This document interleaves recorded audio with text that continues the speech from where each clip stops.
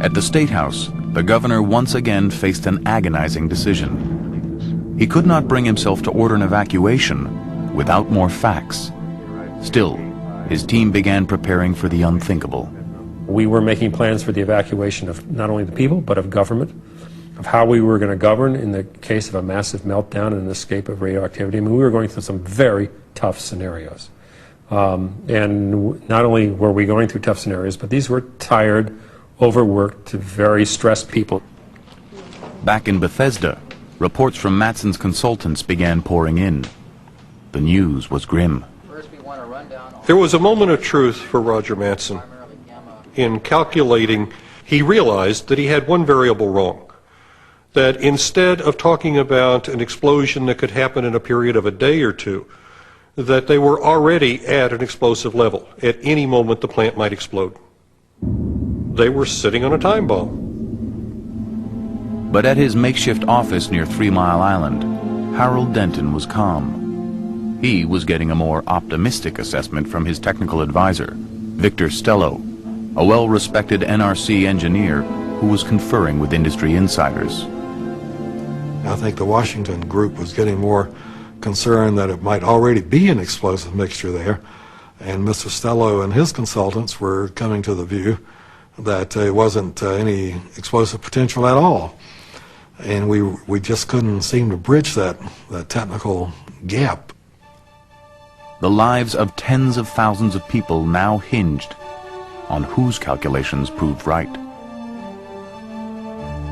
In the early evening, word of the explosion theory leaked to the press. By the time Harold Denton spoke to them at 11 o'clock at night, journalists were close to hysteria. In the state capitol were several hundred reporters who got the word that this thing may explode, and it's, you know, like a stone's throw down the river from where they're standing right at this moment. They went into the press room and they weren't after a story. What they wanted to know was, is it time to get out? On Saturday night, I'm saying to myself, my life at about 27 years old is going to be over, because these arrogant utility operators have allowed this thing to run out of control, and they're going to kill us. There were still 500,000 people in the Harrisburg area waiting for Thornburg's order to leave. The governor would base his decision on Harold Denton's word. We see no possibility of hydrogen explosions in either the containment or in the reactor vessel in the near term. With regard, You've got to understand that people in Bethesda were saying, hey, we're nervous. But we didn't listen to people in Bethesda. I don't mean that, you know, we were rude to them or cut them off, but frankly, we believed the people on site. And Harold Denton was the guy we trusted most by this time. But it's certainly days before flammability limits would be reached, and many more days after that before detonation limits would be reached, all of which assume that we did nothing but sit on our hands here instead of getting the hydrogen out of the vessel. Then Thornburg added some reassuring news. President Carter will be paying a visit to the area to make a personal on-site visit, and I think this is an important vote of confidence and a further refutation of the kind of alarmist reaction that is set in some quarters. I knew the president was arriving the next day, and there wasn't anyone on my staff at the site who thought that was anything dangerous or that we should object. And yet in Washington there was building sentiment that maybe it was an unwise thing for the president to do. It's a great public relations gimmick to calm people down, but only if the plant doesn't explode. And as far as Matson was concerned, the plant was already explosive. Any kind of a vibration might set it off.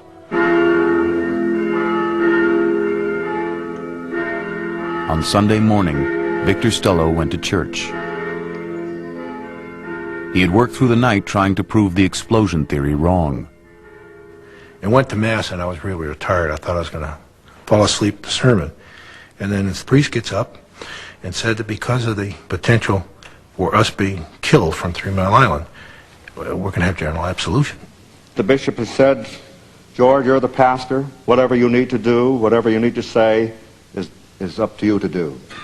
You need make no calls to me, ask for any permissions, and that's how we decided to give general absolution. But he also said, I've been in touch This is with a all sacrament parishes in the and Catholic parishes. faith, reserved when death is imminent. It is only given when people are going into battle and they might die. So they are absolved of all of their sins. Very difficult and emotional kind of a thing. A very difficult time. And then the anger was really bad. What we had done to these people. Just outrageous. We had frightened them so bad. They thought they were going to die. While Stello attended church, Roger Matson raced to Harrisburg. He set off from Washington, determined to reach 3 Mile Island before the president arrived. At the airport, he found Denton and Stello waiting to greet the president's helicopter. Here comes Roger Matson into the hangar, and here's Victor Stello, the other top NRC expert. And Stello says, "Matson, you son of a bitch! How could you be spreading these rumors around about this hydrogen bubble?" And Matson is saying, "You know, Victor, that bubble is ready to explode, and if you can't see that, you're crazy." And they're screaming back and forth at each other inside this hangar.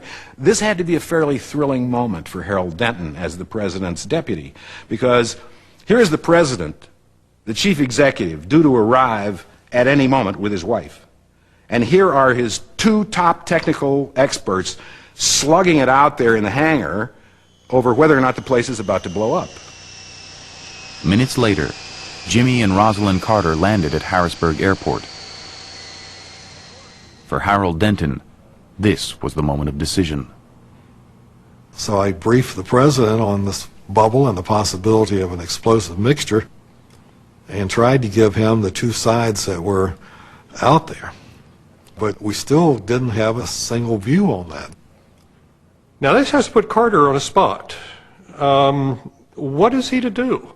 If he turns around and walks away after he's come up here in order to calm the public down, that message is unmistakable. And so he did the only thing he felt he could. He went into the plant anyway. They left the hangar at Harrisburg Airport and went down the river road to 3 Mile Island. And watching that motorcade that day was a remarkable experience, because there were people who had tried to stick it out through thick and thin, been advised, get out of town, no, it's safe, pregnant women should leave, but everybody else is okay, and they've been whipsawed back and forth with leave, don't leave, it's about to explode, no it isn't. And all of a sudden, here is the President of the United States coming down the highway, leading this entourage to take a personal tour of the plant itself.